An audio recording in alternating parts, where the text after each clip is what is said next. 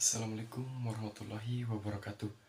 Perkenalkan, nama saya Muhammad Fadil Rizky dengan NIM 2502 0550 0008 dengan prodi Pendidikan Teknik Elektronika S1.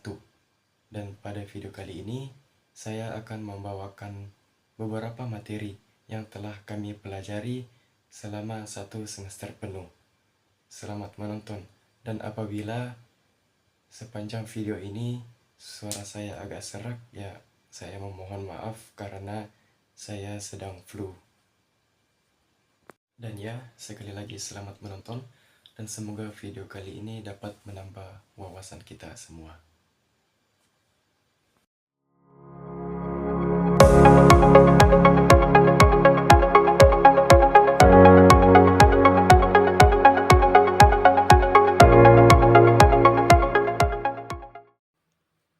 Materi yang pertama, yaitu alokasi frekuensi. Alokasi frekuensi adalah proses pembagian spektrum gelombang radio menjadi pita-pita frekuensi tertentu untuk berbagai layanan dan aplikasi. Bayangkan, spektrum frekuensi ini seperti sebidang tanah kosong yang sangat luas. Jika semua orang boleh membangun sembarangan, pasti akan kacau balau. Nah, alokasi frekuensi ini ibaratnya adalah proses perencanaan kota untuk spektrum tersebut. Lembaga seperti ITU secara global dan Kominfo di tingkat nasional bertindak sebagai tata kotanya. Mereka menetapkan zona-zona di frekuensi ini untuk siaran TV, untuk ponsel, dan seterusnya. Tujuannya satu, yaitu mencegah interferensi atau tabrakan sinyal, sehingga setiap layanan komunikasi bisa berjalan dengan tertib dan lancar di jalurnya masing-masing. Materi yang kedua, yaitu modulasi analog dan digital. Modulasi adalah proses fundamental di mana sinyal informasi ditumpangkan pada gelombang pembawa atau carrier wave agar dapat dikirimkan secara efisien melalui medium tertentu. Sebelum informasi seperti suara atau data kita kirim melalui udara, informasi itu harus naik ke atas gelombang pembawa. Proses ini disebut modulasi. Cara naiknya ada dua. Pertama, cara analog. Seperti orang naik kereta api yang terus bergerak mengikuti relnya. Sinyalnya kontinu dan langsung. Sayangnya, mudah terganggu cuaca. Kedua, cara digital. Di sini informasi suara diubah dulu menjadi kode-kode biner. Menjadi sederetan angka 0 dan 1. Baru kemudian kode ini ditumpangkan.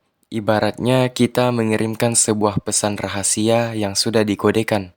Keunggulannya jelas, lebih tahan terhadap gangguan, dan karena berupa kode, datanya bisa dikompresi, sehingga lebih efisien. Inilah mengapa teknologi digital mendominasi komunikasi modern.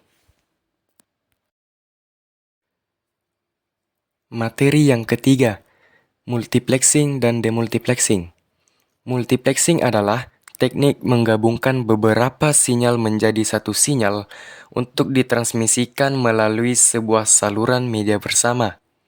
Demultiplexing adalah proses pemisahan kembali sinyal atau aliran data tunggal yang digabungkan sebelumnya melalui multiplexing menjadi sinyal atau aliran data penyusunnya yang asli dan individual. Coba bayangkan, kita punya satu jalan tol yang sangat lebar.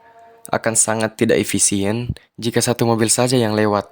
Nah, multiplexing adalah teknik untuk mengisi penuh jalan tol tersebut. Teknik ini memungkinkan ratusan bahkan ribuan percakapan telepon atau aliran data digabungkan menjadi satu sinyal besar untuk dikirim melalui satu kabel fiber optik atau link gelombang radio. Proses penggabungan di sisi ini dilakukan oleh perangkat yang bernama multiplexer. Nah, ketika sinyal gabungan ini sampai ke tujuan, perangkat yang bernama demultiplexer akan bertugas memisahkannya kembali menjadi percakapan-percakapan individual agar sampai ke orang yang tepat. Intinya, Teknik ini adalah kunci efisiensi dalam dunia telekomunikasi. Materi keempat, yaitu sistem komunikasi gelombang mikro. Sistem komunikasi nirkabel yang menggunakan gelombang radio dengan frekuensi dalam rentang gelombang mikro yang biasanya 1 GHz hingga 300 GHz. Sistem ini menggunakan gelombang radio frekuensi tinggi yang bersifat line of sight atau harus ada garis pandang lurus antara pengirim dan penerima. Karena bumi ini bulat, gelombang ini tidak bisa mengikuti lengkungannya. Itulah mengapa kita melihat menara-menara tinggi berjajar di sepanjang jalan tol atau di puncak bukit. Menara-menara itu adalah repeater yang berfungsi seperti relay estafet, menerima sinyal dari menara sebelumnya dan meneruskannya ke menara berikutnya. Penerapan yang paling dekat dengan kita adalah backhaul, yaitu menghubungkan BTS menara sinyal ke pusat jaringan inti. Materi yang kelima, yaitu sistem komunikasi radio. Sistem komunikasi yang menggunakan gelombang radio pada spektrum frekuensi yang lebih rendah, dari LF hingga UHF, untuk mengirimkan informasi. Berbeda dengan gelombang mikro, sistem komunikasi radio menggunakan frekuensi yang lebih rendah. Sinyalnya memiliki kemampuan khusus, yaitu bisa memantul di lapisan ionosfer bumi atau melengkung mengikuti permukaan bumi. Karena sifatnya yang non-line of sight, jangkauannya menjadi sangat luas, bisa sampai ke balik bukit atau ke daerah yang jauh.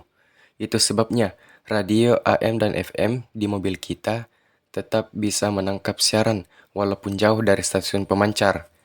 Selain untuk siaran, sistem ini adalah tulang punggung untuk komunikasi darurat seperti yang digunakan polisi, pemadam kebakaran, dan tim SAR. Materi keenam, sistem komunikasi serat optik. Sistem komunikasi yang mentransmisikan informasi dari satu tempat ke tempat yang lain dengan menggunakan pulsa cahaya melalui serat yang terbuat dari kaca. Sistem komunikasi ini diibaratkan jalan tol data yang berkecepatan tinggi. Sistem ini mengirimkan informasi menggunakan cahaya yang dipantulkan melalui kabel serat kaca yang sangat halus. Keunggulannya yang luar biasa, kecepatannya yang sangat tinggi karena cahaya memiliki bandwidth yang lebar, jarak jangkauannya jauh dengan sedikit kehilangan sinyal, dan yang paling penting, kebal terhadap gangguan listrik karena menggunakan cahaya. Hampir semua lalu lintas internet global, percakapan telepon internasional, dan layanan cloud kita saat ini berjalan di atas jalan tol yang bernama serat optik.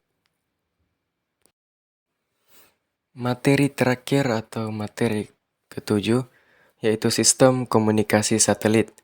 Sistem komunikasi yang menggunakan satelit buatan yang mengorbit bumi sebagai stasiun relay. Cara kerjanya, stasiun bumi mengirim sinyal ke satelit, kemudian satelit memperkuat dan mengirimkannya kembali ke stasiun bumi lain di lokasi yang berbeda. Keuntungan terbesarnya adalah cakupannya yang global, mampu menjangkau daerah terpencil, di tengah lautan dan pegunungan. Ketika kita menonton siaran TV langganan langsung, menggunakan GPS atau menelpon dari kapal laut, kitalah pengguna dari sistem komunikasi satelit ini.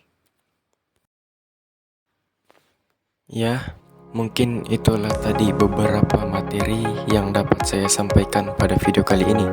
Dan sekali lagi saya memohon maaf karena suara saya agak serak karena masih flu. Sekian dari saya. Assalamualaikum warahmatullahi wabarakatuh.